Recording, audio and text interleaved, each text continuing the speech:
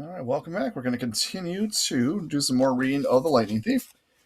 And right now they are on their journey to Las Vegas. And they're in this really weird zoo transport truck. And Grover's just getting really mad about all the treatment of what was happening to all these, especially the lion getting water thrown in his face and how badly they're being treated.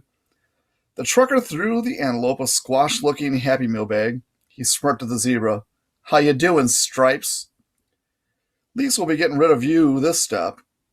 You like magic shows? You're going to love this one," I heard it say. "Free me, Lord, please." What?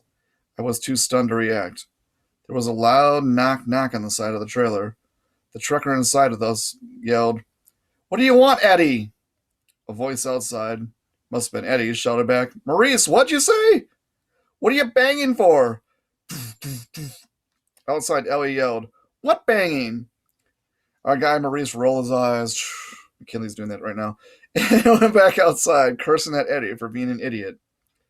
A second later, Annabeth appeared next to me. She must have done the banging to get Maurice out of the trailer. She said, "This transport business has to be illegal." "No kidding," Grover said. He paused as if listening. "The lion says these guys are animal smugglers." "That's right," the zebra's voice said in my mind. "We've got to free them," Grover said. He and Annabeth both looked at me, waiting for my lead. I'd heard the zebra talk, but not the lion. Why? Maybe it was another learning disability. I can only understand zebras. Then I thought, horses. What had Annabeth said about Poseidon creating horses? Was a zebra close enough to a horse? Was that why I could understand it? The zebra said, "Open my cage, Lord, please. I'll be fine after that." Outside, Eddie and Maurice were still yelling at each other, but I knew they'd be coming inside to torment the animals again any minute. I grabbed Riptide and slashed the lock off the zebra's cage. The zebra burst out. It turned to me. It bowed. "Thank you, Lord." Grover held up his hands and said something to the zebra in goat talk, like a blessing. Just as Maurice was poking his head back inside to check out the noise, the zebra leaped over him and into the street. There was yelling and screaming and cars honking. We rushed to the doors of the trailer in time to see the zebra galloping down a wide boulevard lined with hotels and casinos and neon signs. We just released a zebra in Las Vegas.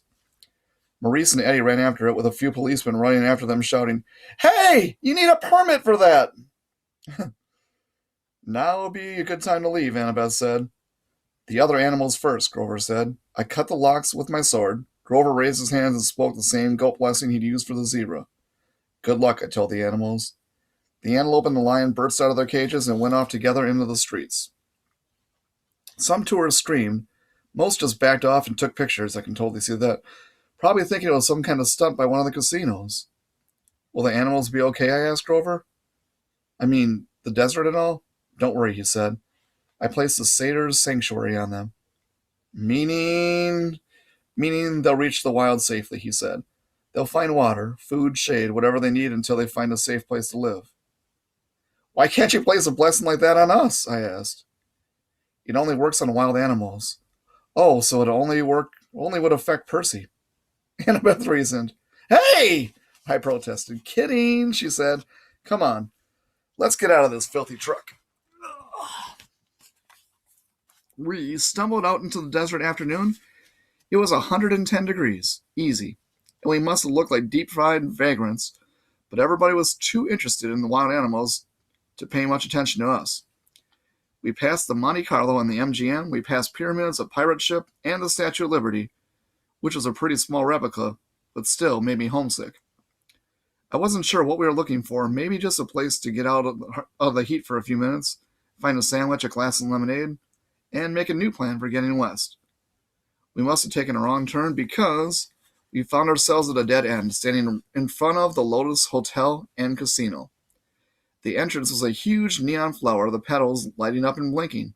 No one was going in or out, but the glittering chrome doors were open, spilling out air conditioning that smelled like flowers, lodum blossom maybe. I never smelled one, so I wasn't sure. The doorman smiled at us. "Hey, kids, you look tired. You want to come in and sit down?" I'd learned to be suspicious the last week or so. I figured anybody might be a monster or a god. You just couldn't tell. But this guy was normal. One look at him and you could see. Besides, I was so relieved to hear somebody who sounded sympathetic that I nodded and said we'd love to come in. Inside, we took one look around, and Grover said, "Whoa, what do you picture this casino looking like? Go ahead and turn and talk to someone around you. Pause it while you're thinking and talking." This casino is better than I could even imagine. The whole lobby was a giant game room, and I'm not talking about cheesy old Pac-Man games or slot machines. There was an indoor water slide snaking around the glass elevator, which went straight up at least 40 floors. There was a climbing wall on the side of the building, and an indoor bungee jumping bridge. There were virtual reality suits with working laser guns, and hundreds of video games, one each the size of a widescreen TV. Basically, you name it, this place had it. Sounds like heaven. There were a few other kids playing, but not that many. No waiting for any of the games. There were waitresses and snack bars all around, serving every kind of food you can imagine. "Hey," a bellhop said. At least I guess he was a bellhop. He wore a white and yellow Hawaiian shirt with Lotus designed shorts and flip-flops. "Welcome to the Lotus Casino. Here's your room key." I stammered. But... No, he said, laughing. "The bill's been taken care of. No extra charges, no tips. Just go on to the top floor, room 4001. If you need anything, like extra bubbles for the hot tub or skeet targets for the shooting range, or whatever, just call the front desk. Here are your Lotus cash cards. They work in the restaurants and in all the games and rides." He handed us each a green plastic credit card. I knew there must be some mistake. Obviously, he thought we were some millionaire's kids, but I took the card and said, "How much is on here?"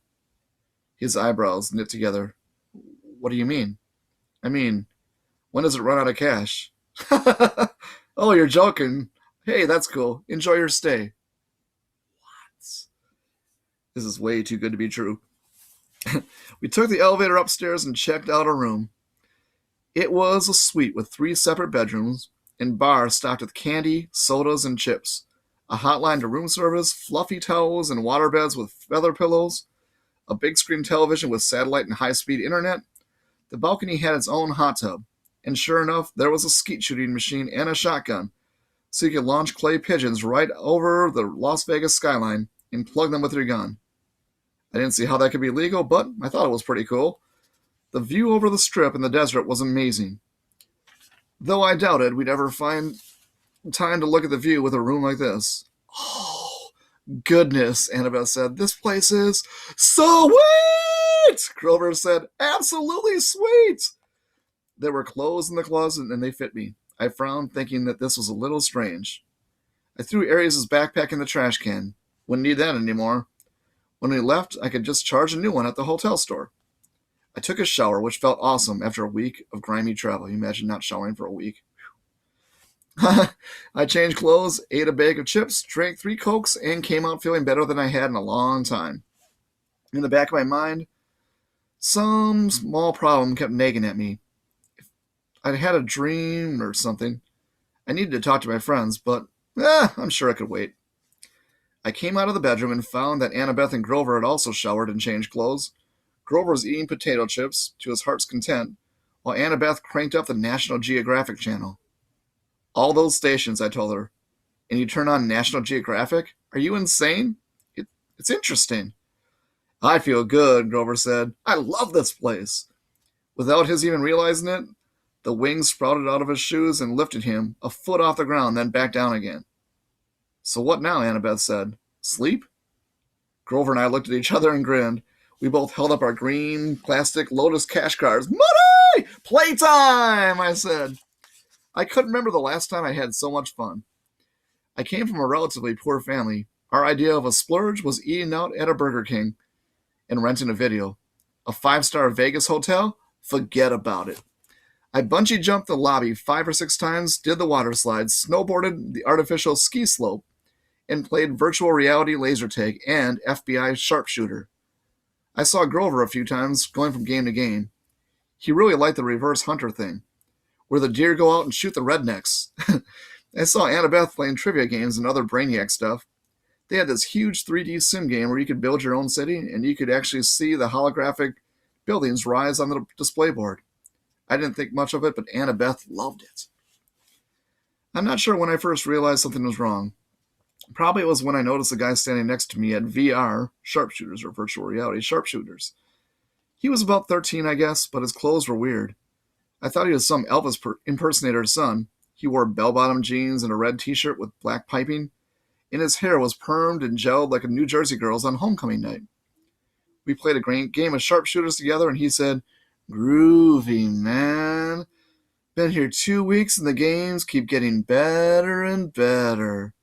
Groovy? Later, while we were talking, I said something was sick, and he looked at me kind of startled as if he never heard the word used that way before.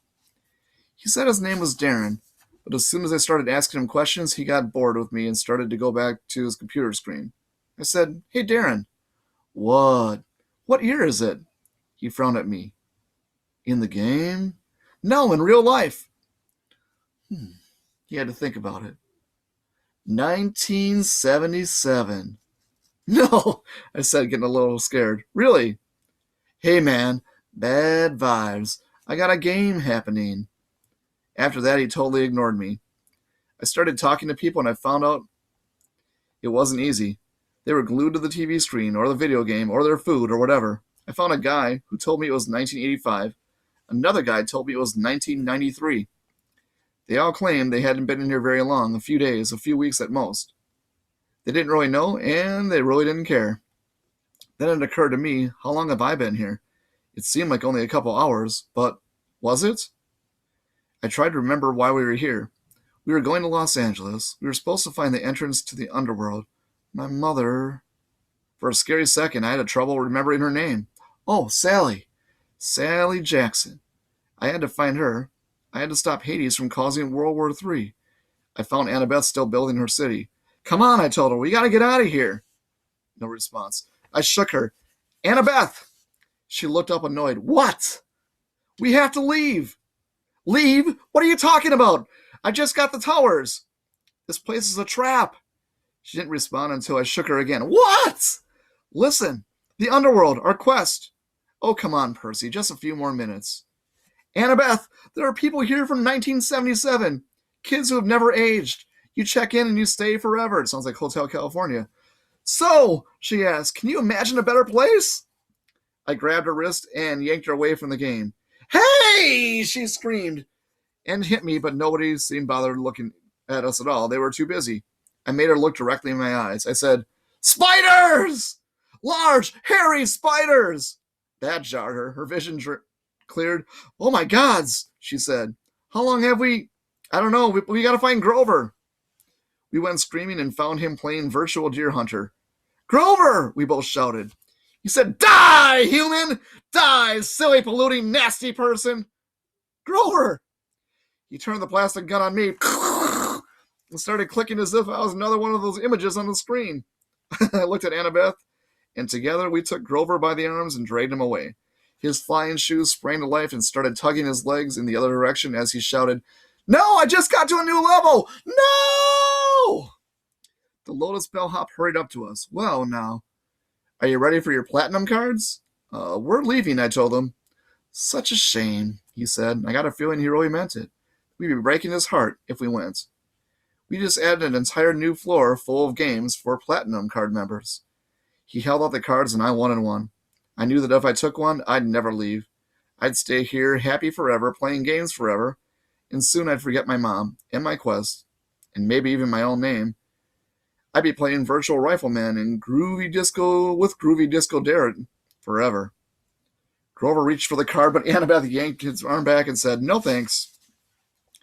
We walked to the door, and as we did, the smell of the food and the sounds of the game seemed to get more and more inviting. I thought about our upstairs room. We could just stay the night, sleep in a real bed for once. Then we burst through the doors of the Lotus Casino and ran down the sidewalk. It felt like afternoon, but about the same time of day we'd gone into the casino, but something was wrong. The weather had completely changed. It was stormy, with heat lightning flashing out in the desert. Aries' backpack was slung over my shoulder, which was odd because I was sure I had thrown it in the trash can in room 4001. But at the moment, I had other problems to worry about. And smart thinking here by Percy said that I ran to the nearest newspaper stand and read the year first. Thank the gods it was the same year it had been when we went in. Then I noticed the date, June 20th. We had been in the Lotus Casino for 5 days. We only had 1 day left until the summer solstice. 1 day to complete our quest. Dun, dun, dun. Next chapter is 17. We shop for waterbeds. This is a fun one, too. I hope you enjoyed this one. Take care.